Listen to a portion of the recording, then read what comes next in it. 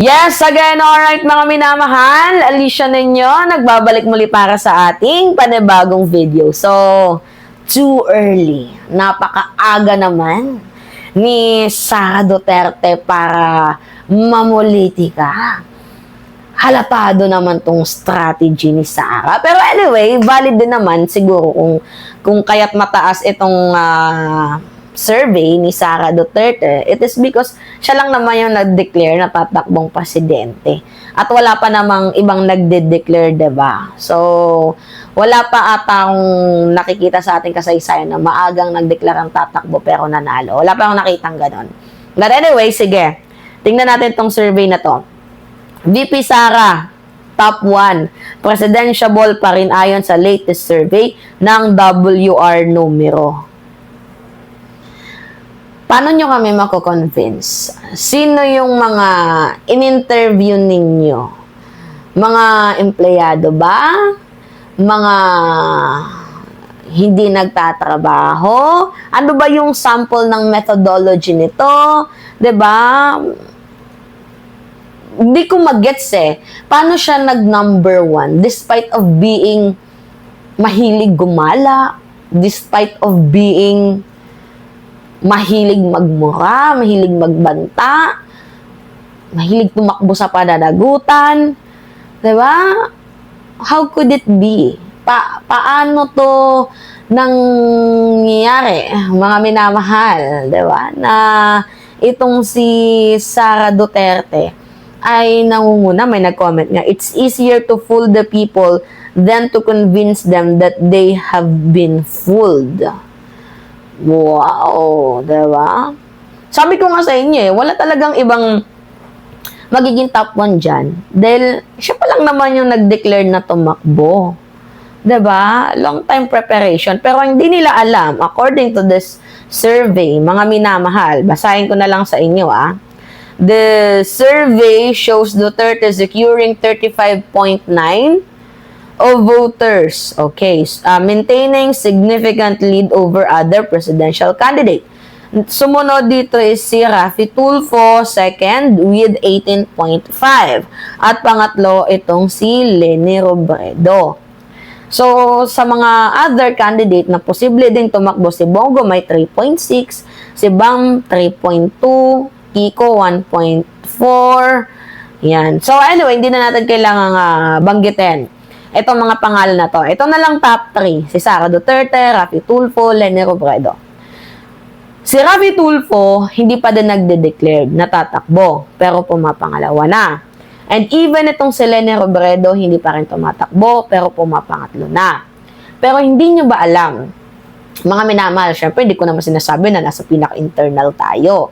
Pero we have a common friend na meron siyang relation sa isang survey firm.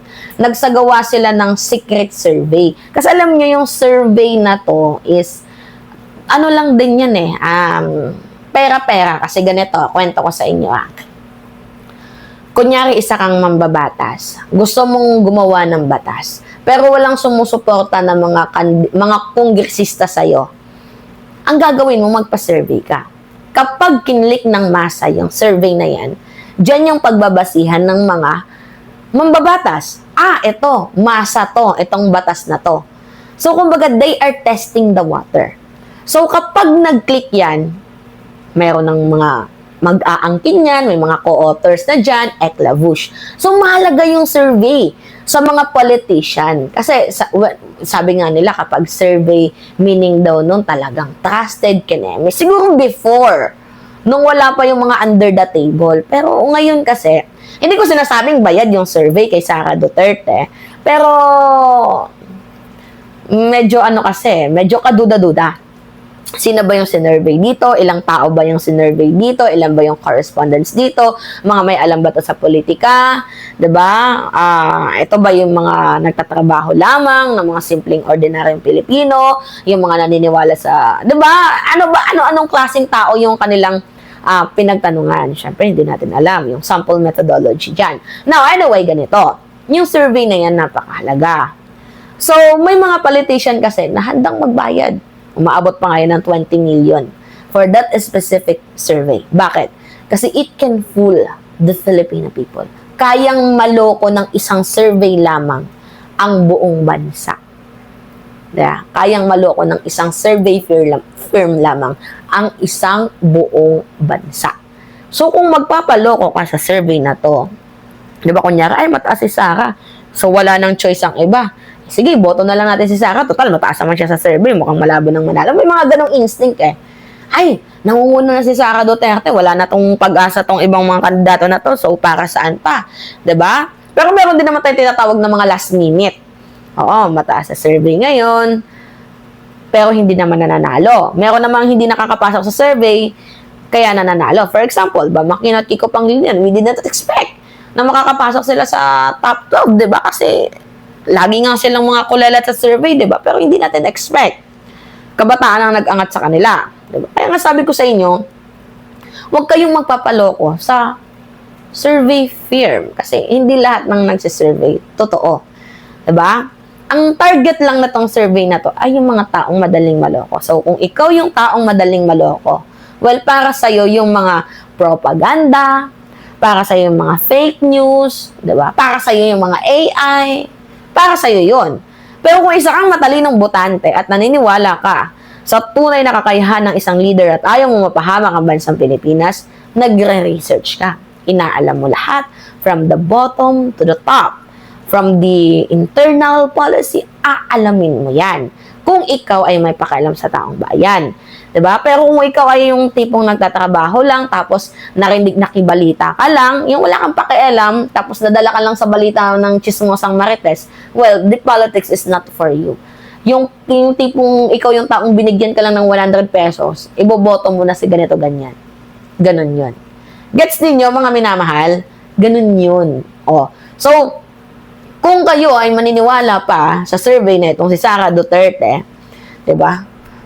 Na kahit di siya sumasagot sa pananagutan, laging tumatakbo, ano pa bang ibig sabihin natin, mga minamahal? Yung walang pakialam sa taong bayan, tas nangunguna pa din, iba na to.